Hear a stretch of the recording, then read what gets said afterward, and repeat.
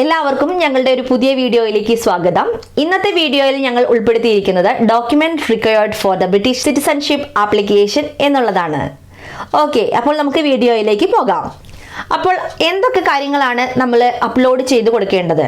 അപ്പം ഞങ്ങളുടെ കുഞ്ഞിന് ഞങ്ങൾക്ക് ആകെ അപ്ലോഡ് ചെയ്യാൻ ഉണ്ടായിരുന്നത് കുഞ്ഞിൻ്റെ ഭാഗത്തു നിന്നും ആകെ ഒരു ബർത്ത് സർട്ടിഫിക്കറ്റ് മാത്രമാണ് ഉണ്ടായിരുന്നത്. കുഞ്ഞിന് BRP കാർഡ്, പാസ്പോർട്ട് ഒന്നും തന്നെ ഉണ്ടായിരുന്നില്ല. ആകെ മോളുടെ ബർത്ത് സർട്ടിഫിക്കറ്റ് മാത്രമാണ് കുഞ്ഞിൻ്റെ ഭാഗത്തു നിന്ന് ഞങ്ങൾക്ക് സബ്മിറ്റ് ചെയ്യാനുണ്ടായിരുന്നത്. ഇപ്പോൾ നിങ്ങളുടെ കുഞ്ഞിന് നിങ്ങൾക്ക് BRP കാർഡ് ഉണ്ടെങ്കിൽ അത് സബ്മിറ്റ് ചെയ്യേണ്ടി വരും. അതുപോലെ നിങ്ങൾ പാസ്പോർട്ട്, ഇന്ത്യൻ പാസ്പോർട്ട് നിങ്ങൾ എടുത്തിട്ടുണ്ടെങ്കിൽ അതും തീർച്ചയായിട്ടും സബ്മിറ്റ് ചെയ്യേണ്ട ആവശ്യം വരും. ഓക്കെ, അപ്പോൾ ഇത്രയും കാര്യങ്ങൾ കുഞ്ഞിൻ്റെ ഭാഗത്തു നിന്ന് നമുക്ക് സബ്മിറ്റ് ചെയ്യാം. ഇനി മാതാപിതാക്കളുടെ ഭാഗത്തു നിന്ന് എന്തൊക്കെയാണ് സബ്മിറ്റ് ചെയ്യേണ്ടത്? അതായത് ഇപ്പോൾ കുഞ്ഞ് ആരുടെ ഡിപ്പെൻഡൻ്റ് ആയിട്ടാണോ നിൽക്കുന്നത് അവരുടെ പാസ്പോർട്ട് എന്തായാലും വേണം, അത് നമ്മൾ സബ്മിറ്റ് ചെയ്യുന്നുണ്ട്. അതുപോലെ മാതാപിതാക്കളുടെ സെറ്റിൽഡ് സ്റ്റാറ്റസിൻ്റെ പ്രൂഫായിട്ടുള്ള BRP കാർഡ്, അതായത് പിന്നെ ഇപ്പോൾ BRP കാർഡൊക്കെ ഇല്ലാതാവാൻ പോവുകയാണെന്ന് കേട്ടു. ബട്ട് നമുക്കിപ്പോൾ നിലവിൽ BRP കാർഡിൻ്റെ ഒരു കോപ്പി നമ്മൾ സബ്മിറ്റ് ചെയ്യണം. ബർത്ത് രജിസ്ട്രേഷൻ സർട്ടിഫിക്കറ്റ്, പാസ്പോർട്ട് ഉണ്ടെങ്കിൽ കുഞ്ഞിൻ്റെ പാസ്പോർട്ട്, അതുപോലെ BRP കാർഡ് കുഞ്ഞിന് ഉണ്ടെങ്കിൽ അത്, അതായത് വിസ ഡോക്യുമെൻറ്റ്, പിന്നെ പാരൻസിൻ്റെ സൈഡിൽ നിന്ന് പാരൻസിൻ്റെ പാസ്പോർട്ട്സ്, BRP കാർഡും ലെറ്റർ ഫ്രം ദ ഹോം ഓഫീസും നമുക്ക് സബ്മിറ്റ് ചെയ്യാവുന്നതാണ് as A proof of settled status of parents. പിന്നെ നമ്മുടെ പാരൻസിൻ്റെ മാരേജ് സർട്ടിഫിക്കറ്റ്. ഇത്രയും കാര്യങ്ങളാണ് നമ്മൾ സബ്മിറ്റ് ചെയ്തത്. അതുകൂടാതെ വേണ്ടത് ഡൗൺലോഡ് ചെയ്ത് നമ്മൾ അപ്ലോഡ് ചെയ്ത ഡോക്യുമെൻറ്റ്സ്, പാരൻസിൻ്റെ കൺസെൻറ്റ് ഫോം, അതുപോലെ റെഫറി ഡിക്ലറേഷൻ ഫോംസ്. ഇത്രയും കാര്യങ്ങളാണ് നമുക്ക് ഡോക്യുമെൻറ്റ്സ് ആയിട്ട് വേണ്ടത്. ഇനി ഈ ഡോക്യുമെൻറ്റ്സിനെ കുറിച്ച് ചില ഡൗട്ട്സുകൾ വന്നേക്കാം. ആ ഡൗട്ടിനെ കുറിച്ചാണ് ഞാനിപ്പോൾ സംസാരിക്കാൻ പോകുന്നത്. ഞാനിവിടെ ഡൗട്ട്സ് ഒക്കെ എഴുതി വെച്ചിരിക്കുകയാണ് നിങ്ങൾക്ക് വേണ്ടി. നിങ്ങൾ ഓരോരുത്തരും ചോദിക്കുന്ന ഡൗട്ട്സ് എനിക്ക് നേരിട്ടാണ് എല്ലാവരും വിളിച്ച് ചോദിക്കുന്നത്. അപ്പോൾ ആ ഡൗട്ട്സ് ഞാൻ എഴുതി വെച്ചിരുന്നു, അതാണ് ഞാനിപ്പോൾ ക്ലിയർ ചെയ്യാൻ പോകുന്നത്. ഡോക്യുമെൻറ്റ്സിനെ കുറിച്ച് എനിക്ക് ചോദിച്ചിരുന്ന ഡൗട്ടാണ്. അപ്പോൾ ഫസ്റ്റ് ചോദിച്ച ഡൗട്ട് പാരൻസിൻ്റെ നെയിമിനെ കുറിച്ചാണ്. അതായത് മാരേജ് സർട്ടിഫിക്കറ്റ് നമ്മൾ സബ്മിറ്റ് ചെയ്യണമല്ലോ. അപ്പോൾ നമ്മുടെ പേര് നാട്ടിലൊക്കെ നമുക്ക് ഷോർട്ട് ഫോം ആണ് ഉപയോഗിക്കുന്നത്. അതായത് എൻ്റെ പേര് ബിൻസി AE എന്നാണ് നാട്ടിൽ. പക്ഷേ നമ്മുടെ പാസ്പോർട്ടിൽ നമുക്ക് ഫുൾ നെയിമാണ് ഉള്ളത്, അതായത് ബിൻസി ഐരാറ്റൽ ഏലിയാസ് എന്നാണ്. അപ്പോൾ ആ എക്സ്റ്റെൻഡഡ് ഫോമാണ് ഇവിടുത്തെ എല്ലാ ഡോക്യുമെൻറ്റ്സിലും എൻ്റെ പേര്. അപ്പോൾ നമ്മൾ ഫോം ഫില്ല് ചെയ്യണ സമയത്ത് നമ്മൾ വെച്ചിരിക്കുന്നത് ബിൻസി ഐരാറ്റൽ ഏലിയാസ് എന്ന് മദറിൻ്റെ നെയിം വെച്ചു. അത് കഴിഞ്ഞ് നമ്മൾ മാരേജ് സർട്ടിഫിക്കറ്റ് അപ്ലോഡ് ചെയ്തപ്പോൾ അതിൽ ബിൻസി ചെയ്യുന്നുള്ളൂ. അതൊരു പ്രോബ്ലം ആവുമോ? ഇല്ല, അതൊരു പ്രോബ്ലം ആവില്ല. ഞാൻ അങ്ങനെ തന്നെയാണ് എൻ്റെയും മാരേജ് സർട്ടിഫിക്കറ്റ്. എൻ്റെ മാരേജ് സർട്ടിഫിക്കറ്റിൽ എൻ്റെ പേര് ബിൻസി AE എന്നാണ്. അതുപോലെ ബാക്കിയുള്ള എല്ലാ ഡോക്യുമെൻറ്റ്സും ഞാൻ സബ്മിറ്റ് ചെയ്തിരിക്കുന്നത് ബിൻസി ഐരാറ്റൽ ഏലിയാസ് എന്നാണ്. അതൊരു പ്രോബ്ലം ആയിട്ട് വന്നില്ല. അപ്പോൾ നിങ്ങൾക്ക് ധൈര്യമായിട്ട് അത് സബ്മിറ്റ് ചെയ്യാവുന്നതാണ്.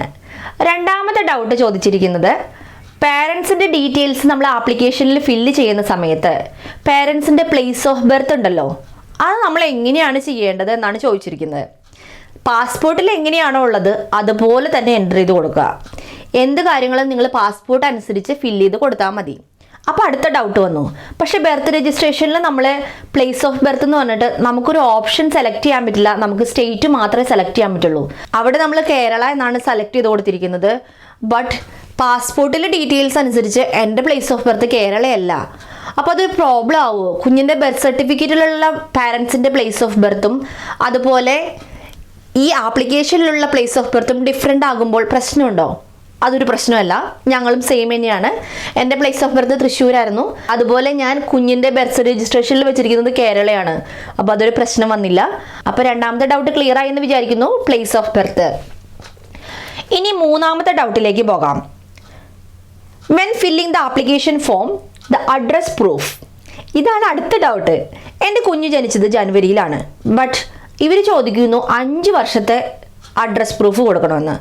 ഞാനിതെന്താ ചെയ്യേണ്ടത്? കുഞ്ഞിന് ജനിച്ചിട്ട് 5 വർഷം ആയില്ല എന്ന് ഞാൻ നോ എന്ന് കൊടുത്തു. പിന്നെയും അവർ 5 വർഷത്തെ ചോദിക്കുന്നുണ്ടല്ലോ. ഇവിടെ നമ്മൾ ചെയ്യേണ്ടത് കുഞ്ഞ് ആരുടെ ഡിപ്പെൻഡൻ്റ് ആയിട്ടാണോ ജനിച്ചത് അവർ ഇംഗ്ലണ്ടിൽ വന്നിട്ട്, അതായത് UK വന്നിട്ട് എത്ര വർഷമായി? 5 വർഷമായി കാണുമല്ലോ. ആ 5 വർഷത്തെ അഡ്രസ് പ്രൂഫാണ് നിങ്ങളിവിടെ സബ്മിറ്റ് ചെയ്യേണ്ടത്. അത് ഏത് ഓർഡറിലാണ് സബ്മിറ്റ് ചെയ്യേണ്ടത്? വന്ന അന്ന് മുതലുള്ള ഓർഡറിലാണോ അതോ കറൻ്റ്ലി ലിവിങ് ചെയ്യുന്ന ഓർഡറിലാണോ?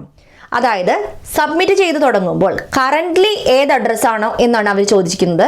അപ്പോൾ കറണ്ട് അഡ്രസ്സ് വെച്ചാണ് നമ്മൾ സ്റ്റാർട്ട് ചെയ്യുക. ഇപ്പോൾ കറണ്ട് അഡ്രസ്സ് മുതൽ നമ്മൾ ബാക്കിലോട്ടാണ് എൻ്റർ ചെയ്ത് കൊടുക്കേണ്ടത്. ഓക്കെ, മനസ്സിലായെന്ന് വിചാരിക്കുന്നു. ഞാൻ എൻ്റെ എക്സാമ്പിൾ പറയാം. ഞാനിപ്പോൾ എൻ്റെ കറണ്ട് അഡ്രസ്സിൽ 3 വർഷമായിട്ട് താമസിക്കുന്നു. അപ്പോൾ ഈ 3 വർഷത്തെ പ്രൂഫ് ഫ്രം ടു എന്ന് മുതലാണ് എന്ന് വരെയാണ്, അതായത് ഇന്ന് വരെ നിങ്ങൾ എന്നാണോ ആപ്ലിക്കേഷൻ ഫില്ല് ചെയ്യുന്നത് ആ ഡേറ്റ് വരെ, എന്ന് മുതൽ ആ 3 വർഷത്തെ മുന്നുള്ള ഡേറ്റ് മുതൽ ഇന്ന് വരെയുള്ള ഡേറ്റ് ഞാൻ അവിടെ എൻ്റർ ചെയ്ത് കൊടുത്തു. ഇനിയും 2 വർഷത്തെ പ്രൂഫ് വേണം. അപ്പോൾ അത് കഴിഞ്ഞ് 2 വർഷത്തെ പ്രൂഫ് കൊടുക്കുമ്പോൾ ഇതിന് മുൻപ് നമ്മൾ എവിടെയാണോ താമസിച്ചിരുന്നത് അവിടെയുള്ള അഡ്രസ്സിൻ്റെ പ്രൂഫാണ് കൊടുക്കേണ്ടത്.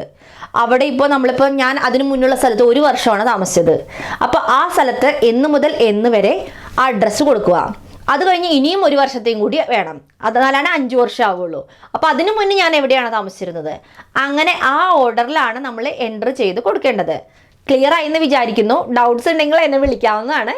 ഇപ്പോൾ ഞാൻ ഒന്നും കൂടി പറയാം.